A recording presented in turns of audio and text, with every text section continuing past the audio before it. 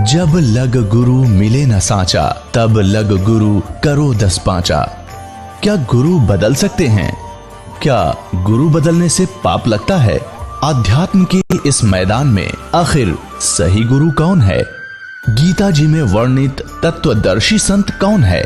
इन सभी प्रश्नों के उत्तर जानने के लिए अवश्य सुनिए जगत गुरु तत्वदर्शी संत रामपाल जी महाराज के मंगल प्रवचन। उसमें क्या होता है? गुरु बिन माला फेरते, गुरु बिन देते दाने, गुरु बिन दोनों निष्फल है, चाहे पूछो वेद पुराण। यानी पूरे संत को खोजो, तत्वदर्शी संत की खोज करके फिर वो ज्ञान करो, तब संपूर्ण लाभ होगा। अब देखना, अब हम आगे हैं श्रीमद् भगवत गीता अध्याय नंबर 4 के और श्लोक नंबर 34 पर। 33 हमने पढ़ लिया। अब ये जो बताया चौथे अध्याय के 32वें श्लोक में जो तत्व ज्ञान है, सच्चिदानंद घन ब्रह्म की वाणी में जो कहा गया है विस्तार से, वो तत्व ज्ञान है। उस ज्ञान को तू तत्वदर्शी ज्ञानियों के पास जाकर समझ, उनको भली भांति दंडवत करने से, दंडवत प्रणाम करने से, उनकी सेवा करने से, कपट छोड़कर सरलता पूर्वक प्रसन्न करने से वो परमात्म तत्व को भली भांति जानने वाले ज्ञानी महात्मा तुझे उस तत्व ज्ञान का उपदेश करेंगे। हो गया कंसेप्ट क्लियर? अब ये तो कंसेप्ट क्लियर ये हो गया कि गीता ज्ञान दाता से अन्य कोई परमात्मा है और उस परमात्मा के द्वारा अपने मुख कमल से बोला गया ज्ञान श्रीमद् भगवत गीता तथा श्री पवित्र चारों वेदों से भिन्न है। उसने अपने मुख कमल से बोला है। अब ये बता दिया चौथे अध्याय के 34वें श्लोक में कि उस ज्ञान को तत्वदर्शी संत बताएंगे, उनसे सुनो। तो गीता ज्ञान दाता फ्री हो गया और ये भी सिद्ध कर दिया कि मुझे कंप्लीट स्पिरिचुअल नॉलेज नहीं है, मुझे पूर्ण अध्यात्म ज्ञान नहीं है। तो इससे सिद्ध ये हो गया कि श्रीमद् भगवत गीता इनकम्प्लीट और चारों पवित्र चारों वेद इनकम्प्लीट। तो कंप्लीट कौन सा वेद है? वो सूक्ष्म वेद है, 5वां वेद है, और वो परमात्मा ने स्वयं अपने मुख कमल से बोला होता है। वो सच्चिदानंद ब्रह्म की वाणी है, उसको कबीर वाणी बोलते हैं, कबीर वाणी। वो 5वां वेद है। अब उस तत्वदर्शी संत की पहचान क्या है? उसको कैसे पहचाने कि वो कौन है तत्वदर्शी संत? तो इसी पवित्र सदग्रंथ श्रीमद् भगवत गीता में ये भी स्पष्ट किया है कि तत्वदर्शी संत की पहचान क्या होती है। आपको दिखाते हैं 15वें अध्याय के प्रथम श्लोक में। ये देखिएगा, ये है पंचदश अध्याय अथ पंचदशो अध्याय। इसमें क्या कहा कि ऊर्ध्व मूलम अधः शाखम अश्वत्थम प्राहु अवम छंदासी यस्य प्रणानी यह तम वेद से वेदवित। ऊर्ध्व माने ऊपर को, मूल माने जड़ वाला, अधः शाखम नीचे को शाखा वाला। ये अश्वत्थम यानी पीपल का एक अविनाशी संसार रूपी वृक्ष कहा गया है। छंदासी यस्य प्रणानी, उसके पत्ते आदि भाग हैं, विभाग हैं, छंद हैं, उसके पोर्स पार्ट हैं।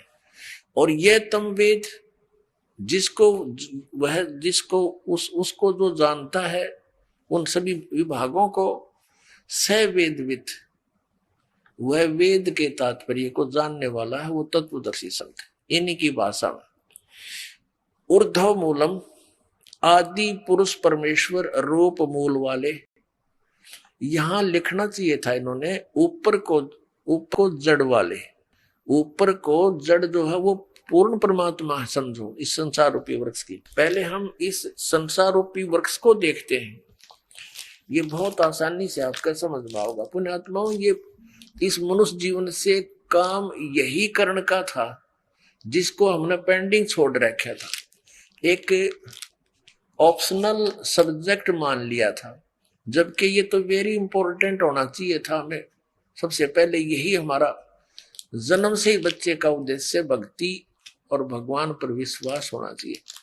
आने वाले समय में परमात्मा उसके साथ रहेगा, ऐसी ऐसी व्यवस्था कर देगा विश्व में, आप सोच नहीं सकते। यदि सत साधना पूरा विश्व इस तरह करने लग गया तो या दौड़ मिट जाएगी, हाहाकार मिट जाएगी, और परमात्मा जो लाभ दे उसका तो कोई कहना है नहीं। इसलिए भगवान की खोज में कोई गुफाओं में, कोई पहाड़ों पर, कोई अमरनाथ पर बेचारे भटक रहे हैं, ऐसे ऐसे डेंजरस स्थानों पर जाते हैं जहां पर एक बार पैर फिसल जाए तो पाव भी नहीं पड़े, आदमी खोजे तो ना पावे, और फिर भी जाते हैं हम।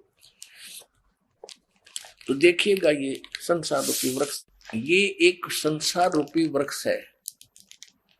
गीता जी अध्याय नंबर 15 के श्लोक नंबर 1 से लेकर 4 और 16 और 17 का ये निर्णायक ज्ञान इससे समझ में होगा।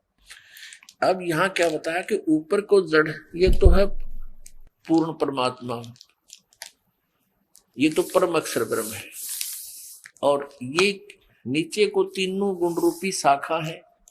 ये देखिएगा, ऊर्ध्व मूलम अधः शाखम। बस गीता ज्ञानदाता ने इस श्रीमद् भगवत गीता में केवल इतना हिंट दिया है। देखिए ये 15वां अध्याय और इसका प्रथम श्लोक कि ऊर्ध्व मूलम अधः शाखम। बस इन्होंने थोड़ा सा सारा ही गलत कर दिया। ये लिखना था ऊर्ध्व माने ऊपर को, परमेश्वर आदि पुरुष परमेश्वर रूपी वाले, ये लिखना था ऊर्ध्व माने ऊपर को, आदि पुरुष परमेश्वर यानी परम अक्षर ब्रह्म सचिदानंद घन रूपी, ये तो मूल समझो। अधः शाखम, ये ब्रह्म रूप मुख्य शाखा वाले, ये देखो 2 नंबर श्लोक में इन्होंने अधः का अर्थ, 2 अधः है इसमें, एक ये एक ये। इसका अर्थ कहाँ किया, अगले पृष्ठ पर। अधः माने नीचे, अधः माने नीचे, और ऊर्ध्व माने ऊपर, ये आप अनुवाद करें, ऊर्ध्वम ऊपर, अधः माने नीचे, अधः माने नीचे। यहां देखिए, ये फिर देखिएगा। अब ऊर्ध्व माने ऊपर को, आदि पुरुष परमेश्वर रूप मूल वाले, ये ठीक करते, यहाँ ऊपर लिखना था, बस इतना हो। और फिर ये यहाँ लिखना था अधः शाखम, नीचे को शाखा वाला। ये संसार रूपी पीपल के वृक्ष को अविनाशी कहते हैं, वेद जिसके पत्ते कहे गए। पहले इनकी भाषा पढ़ने आसानी से समझ में आओगी। उस संसार वृक्ष को जो पुरुष, जो व्यक्ति तत्व से जानता है, स वेदविद, वह वेद के तात्पर्य को जानने वाला है, अर्थात वो तत्वदर्शी संत है। अपनात्मा आज से 600 वर्ष पहले परमात्मा आए थे, जिसके उपलक्ष्य में ये शुभ समागम चल रहा है।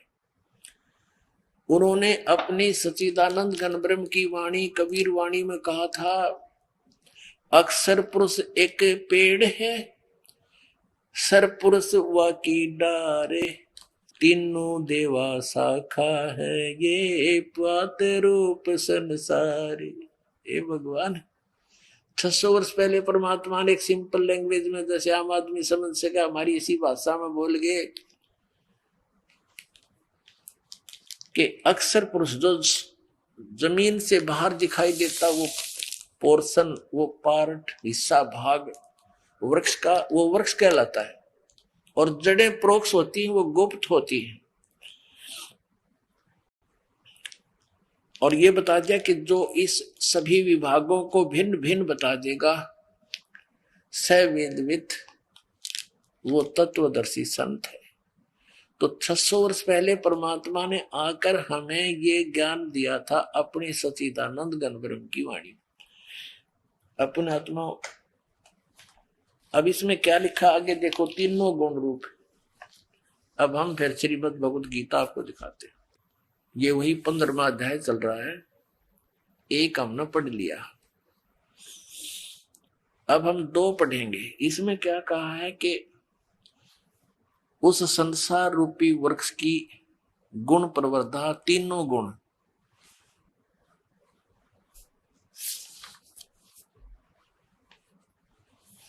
तीनों गुण रूपी बढ़ी हुई विषय प्रवाल शाखा, यानी विषय भोग रूप कोपलों देव मनुष्य और तिरक आदि योनि रूपी शाखा, यदि अपने सट्टे मारेंगे, इन्हें पता ही नहीं था।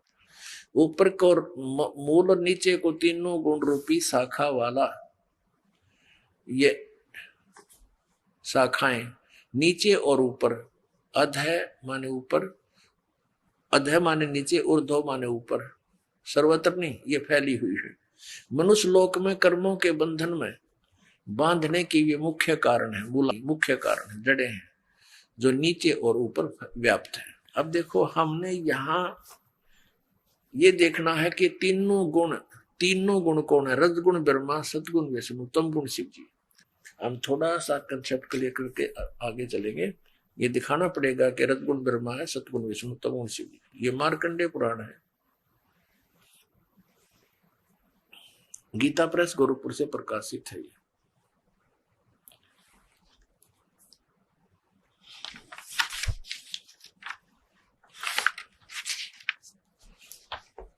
ये प्रकाशक मुद्रक है, गीता प्रेस गोरखपुर, गोविंद भवन कार्यालय, कोलकाता का संस्थान।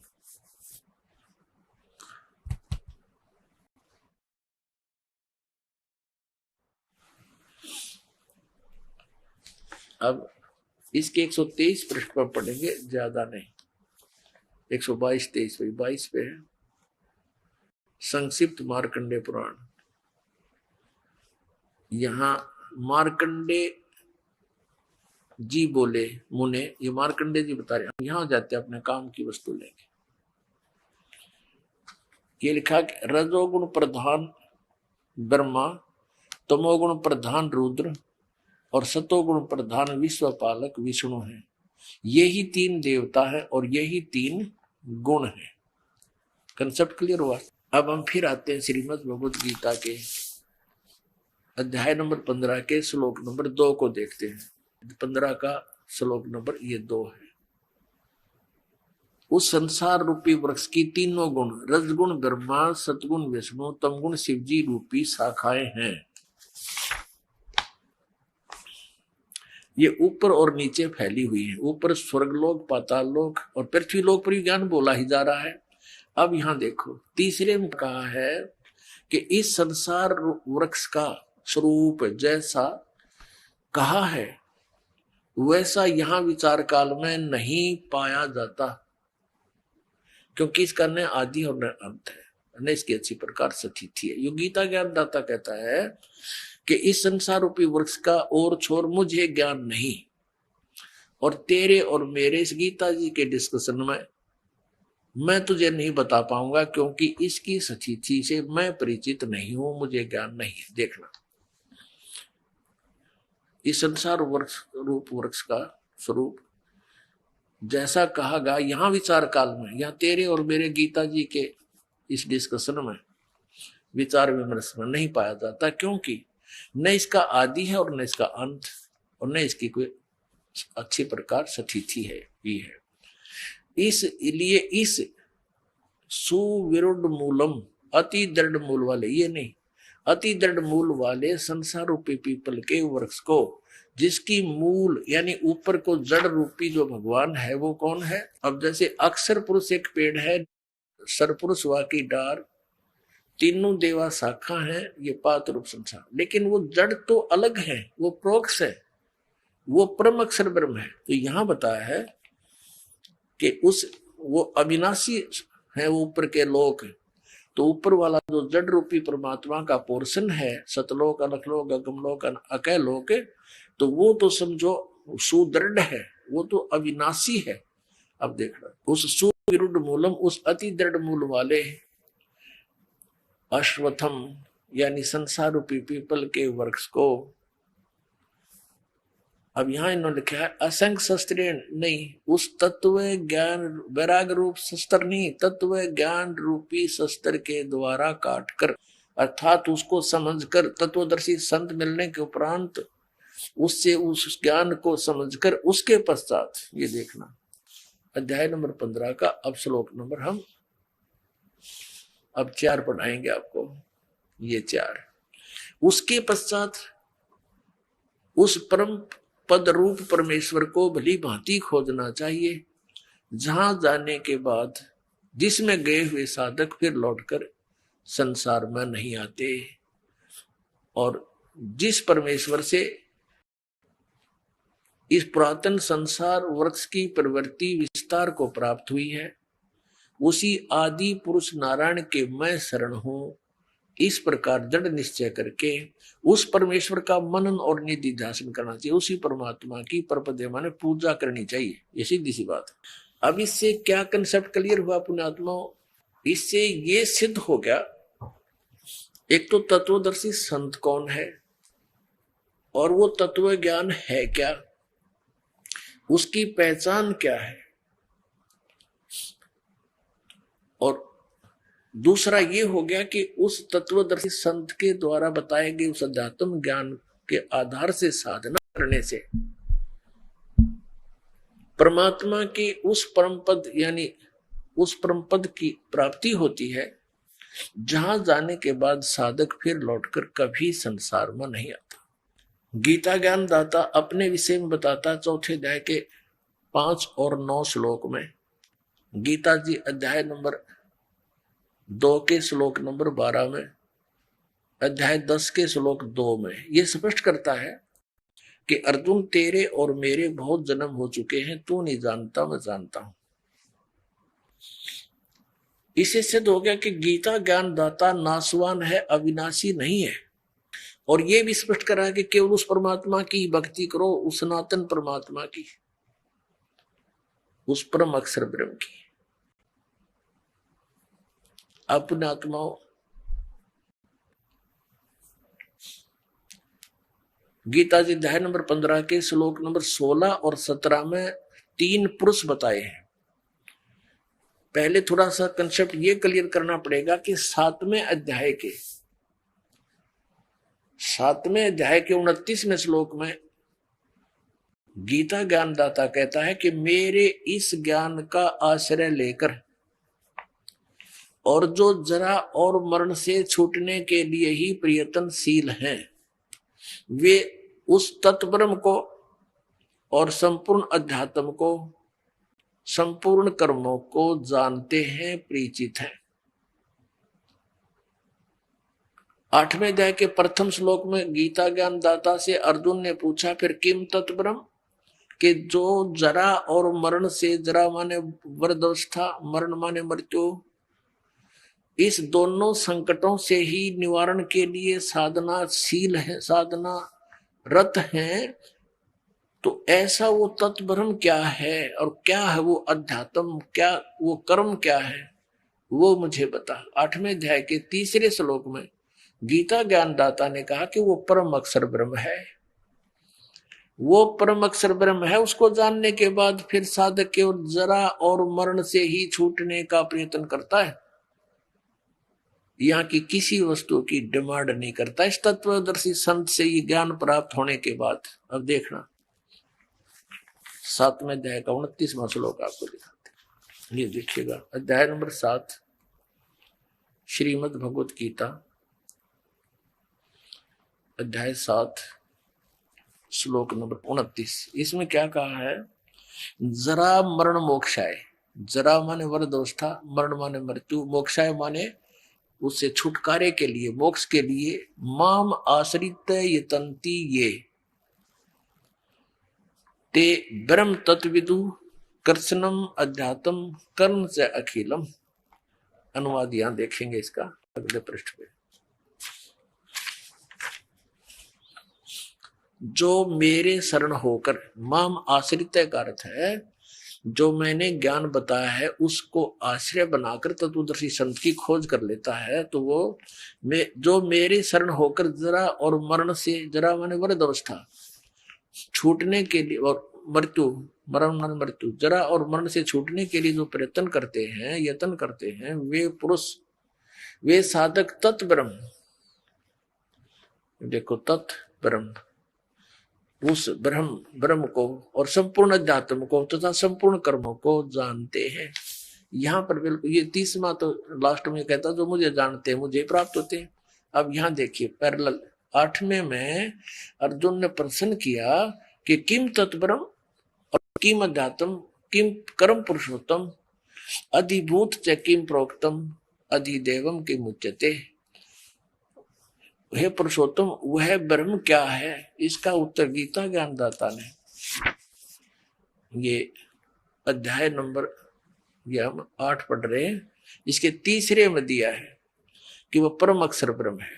बस पुण्यात्माओं यहां से हमने इतना ही लेना था, वो परम अक्षर ब्रह्म है।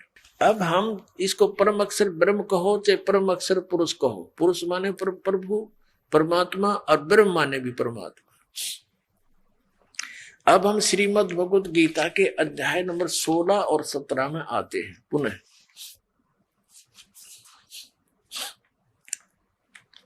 अब यहां से हमें 3 पुरुषों का ज्ञान होगा, 3 प्रभुओं का। और जो परमेश्वर ने 600 वर्ष पहले स्वयं आकर बताया था, अक्षर पुरुष एक पेड़ है, सर पुरुष वाकी डारे, तीनों देवा शाखा है, ये पाते रूप संसार। अब वो परम अक्षर पुरुष को ना, वो जड़ है, वो मूल है, वो शेष जो भाग है अंडरस्टूड है। क्योंकि ये श्रीमद् भगवत गीता पवित्र 4 वेदों का एक संक्षिप्त कोड वर्डों में ज्ञान है, तो उसके लिए बता दिया कि तत्वदर्शी संत ही इन कोड वर्डों को समझ सकता है। अब देखना गीता अध्याय नंबर 15 हम यहां 16 पाते हैं। द्वौ इमौ पुरुषौ लोके सर्च अक्षर एव च सर्व सर्वाणि भूतानि कटुष्ट अक्षर उच्यते। इसका अर्थ यह है कि इस लोक में जो सुप्रसिद्ध हम मानते हैं, दिवो माने 2, पुरुषो माने पुरुष है, 2 भगवान है, सरपुरुष और अक्षर पुरुष। और जीवात्मा सबकी नाश अविनाशी है और स्थूल शरीर ये सरपुरुष भी इनके अंतर्गत प्राणियों का भी नाशवान। यह देखना इस संसार में नाशवान, सर्वमान्य नाशवान, अक्षर माने अविनाशी भी ये 2 प्रकार के पुरुष हैं, 2 प्रकार के भगवान हैं, प्रभु हैं। इन्हें लिख में ज्ञान तो था ही नहीं, जहां इनका ना समझ में पुरुष लिख दे। पुरुष कौन होया, यहाँ पर कोई व्याकरण थोड़ी है, ये दातम ज्ञान है। तो संपूर्ण प्राणियों के शरीर नाशवान है और जीवात्मा विनाशी कहा जाता है। अब यहां बताया 17 में कि उत्तम पुरुष तु अन्य, उत्तम पुरुष तु अन्य परमात्मा इति उदाहरते है। ये लोक त्रयम् आविश्य विभर्ति अवैश्वर। उत्तम पुरुष यानी वो श्रेष्ठ भगवान, वास्तव में श्रेष्ठ परमात्मा तो अन्य ही है, और है कोई इन दोनों से कोई और है, सरपुरुष से और अक्षर पुरुष से, वो अन्य ही है। इन दोनों पुरुषों से वो कोई और है, और वही तीनों लोकों में प्रवेश करके सबका धारण पोषण करता है। अविनाशी परमेश्वर परमात्मा इस प्रकार कहा गया है। पुण्यात्माओं, परमेश्वर ने 600 वर्ष पहले कहा था अक्षर पुरुष एक पेड़ है, निरंजन कहो सरपुरुष कहो, सरपुरुष वह की डार और तीनों देवा शाखा है, ये पात्र रूप संसार। ये जो उत्तम पुरुष है तो अन्य ये कौन है, ये परम अक्षर ब्रह्म है, और जो तीनों लोकों में प्रवेश करके सबका धारण पोषण करता है, क्योंकि पूरे वृक्ष को जड़ों से ही आहार प्राप्त होता है। तो हमारा जो सतलोक के अंदर जो परमात्मा है वो प्रोक्ष है। यजुर्वेद अध्याय नंबर 40 के मंत्र नंबर 17 में, यजुर्वेद का अंतिम अध्याय है 40वां, और अंतिम मंत्र है यजुर्वेद के उस 40वें अध्याय का 17वां मंत्र। उसमें और 15वें में तो गीता ज्ञानदाता अपने विषय में कहता है कि मेरा ओम नाम है, इस ओम नाम का सिमरण कर, और फिर 17वें में ये कह दिया कि वो परमात्मा तो प्रोक्ष है, गुप्त है, हिडन है, छुपा हुआ है। जैसे जड़ें नीचे छुपी हुई होती है, ऐसे वो परमात्मा गुप्त है, ऊपर प्रोक्ष अपूर्ण परमात्मा। और मैं ब्रह्म हूं, मेरा ओम नाम है। ये देखिएगा यजुर्वेद आपको दिखाते हैं। प्रकाशक है सार्वदेशी कार्य प्रतिनिधि सभा 2/5 महर्षि दान भवन रामलीला मैदान नई दिल्ली। महर्षि दान सरस्वती कर, इसका अनुवाद किया महर्षि दानंद ने। ये वेदों का लेखक नहीं है। मुद्रक Prince offset printers 1510 Pataudi house त्रियागन नई दिल्ली। ये लास्ट में है यहाँ पर। ये है यजुर्वेद भाष्यम। ये 15वां श्लोक है। इसमें तो ये खुद कहता है, ये वेद ज्ञान दाता, वायु अनिलम अमृतम अथिदम भस्मांतम शरीरम ओम करतो समर किलबे समर करतुम समर। यही गीता जी के अध्याय नंबर 8 के श्लोक 15 में कहा है कि मुझ ब्रह्म का केवल एक ओम अक्षर है, इसका अंतिम सांस तक सिमरण करता हुआ शरीर छोड़कर जाता हूं, इस परम गति को प्राप्त होता है जो ओम से मिलने वाली है। फिर यहां देखो ये 17वां श्लोक है। इसमें क्या लिखा, हे मनुष्यों, जिस ज्योत स्वरूप रक्षक मुझसे अविनाशी यथार्थ कारण के आच्छादित मुख के तुल्य उत्तम अंग का प्रकाश किया जाता है, जो वह प्राण व सूर्य मंडल में पुरुष माने पूर्ण परमात्मा है। वह तो प्रोक्ष रूप है, वह गुप्त है, अहम, और मैं ब्रह्म खम आकाश के तुल्य में, खम यह माने आकाश में, उस ब्रह्म लोक रूपी दिव्य आकाश में रहता हूं और मेरा एक ओम नाम ऐसा जानो। बस पुण्यात्माओं, अब फिर देखिएगा इस उल्टे लटके हुए संसार रूपी वृक्ष को। परमात्मा ने स्वयं आकर अपनी जानकारी दी कि अक्षर पुरुष एक पेड़ है। ये तना जो है ये अक्षर पुरुष समझो, इसका अक्षर पुरुष, और सर पुरुष इसे निकली हुई डार, शाखा डार, और तीनों देवा शाखा है, ये पात रूप संसार। हम आगे यहाँ पात रूप में है और इसको जड़ से आहार मिलता है सबको। अपने आत्मा यहाँ ये अज्ञानी हमारे गुरु पूर्व के ये आपको फिर उलझा सकते हैं कि गीता ज्ञानदाता 15वें अध्याय के 18वें श्लोक में अपने आप को पुरुषोत्तम कहता है। वो क्या कहता है कि मैं तो लोक वेद के आधार से पुरुषोत्तम प्रसिद्ध होया हुआ हूं। लोक वेद माने दंत कथा, अक्षेत्रीय ज्ञान, सुना सुनाई बातें, किंवदंतियां। क्योंकि मैं, मेरे अंतर्गत जितने प्राणी हैं, 21 ब्रह्मांड का यू मालिक है, इसके अंतर्गत जितने भी प्राणी हैं उनका ये स्वामी है, उनसे तगड़ा है। इसलिए यहाँ ये प्रभु पुरुषोत्तम प्रसिद्ध हो रहा है। लेकिन कहता है उत्तम पुरुष तो अन्य है, वो तो कोई और है। यहाँ देखिएगा गीता जी अध्याय नंबर 15 का श्लोक नंबर है। अब 17 तक तो हमने पढ़ लिया कि उत्तम पुरुष है तो अन्य, ये तो स्पष्ट हो गया, उत्तम पुरुष तो कोई और ही है। और यहाँ ये कहता है 18वें श्लोक में, क्योंकि मैं नाशवान जड़ वर्ग क्षेत्र से तो सर्वथा अतीत हूं और अविनाशी जीव आत्मा से भी उत्तम हूं, इसलिए लोक में और वेद में पुरुषोत्तम नाम से प्रसिद्ध हूं। अब ये क्या है कि यस्मात् अक्षर अतीत है अहम अक्षरात अपि च उत्तम, अतः अस्मि लोके वेदे, यानी लोक वेद में दंत कथाओं से मैं पुरुषोत्तम प्रसिद्ध हूं। प्रसिद्ध माने प्रसिद्ध हूं, क्योंकि मेरे अंतर्गत जितने प्राणी हैं, ये चाहे वो स्थूल शरीर में है, चाहे वो अविनाशी जीवात्मा रूप में, उनसे मैं उत्तम हूं, उनसे तगड़ा हूं, इसलिए मैं पुरुषोत्तम प्रसिद्ध हो रहा हूं। नहीं, वास्तव में तो पुरुषोत्तम यहां बता दिया इस 15वें अध्याय के अब 17वें श्लोक में कि उत्तम पुरुष है तू अन्य है, वो इन दो पुरुषों से कोई और है और वही तीनों लोकों में प्रवेश करके सबका धारण पोषण करता, वो अविनाशी परमेश्वर परमात्मा इस प्रकार का है। अब हम उस प्रसंग पर आते हैं कि परमात्मा स्वयं आते हैं और अपनी सच्चिदानंद घन ब्रह्म की वाणी में वो तत्व ज्ञान सुनाते हैं। पुणात्मा हम पवित्र वेदों को सत्य मानते हैं। पहले थोड़ी सी कथा सुनाऊंगा उस परम पिता के यहाँ प्रगट होने की, फिर अपने सदग्रंथों से उसको सिद्ध करेंगे कि हु इज गॉड। हमारे पवित्र वेद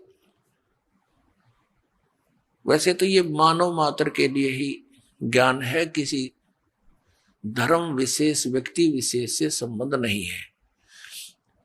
फिर भी वेदों को, गीता को, पुराणों को हिंदुओं के साथ जोड़ दिया।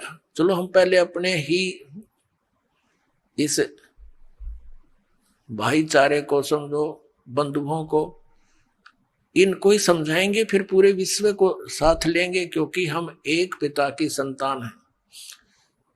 जीव हमारी जाति है, मानव धर्म हमारा हिंदू मुस्लिम सिख ईसाई कोई धर्म नहीं है न्यारा। जब उस तत्व ज्ञान से अपने से नजर आएंगे, जैसे आपको बताया कि सन 1308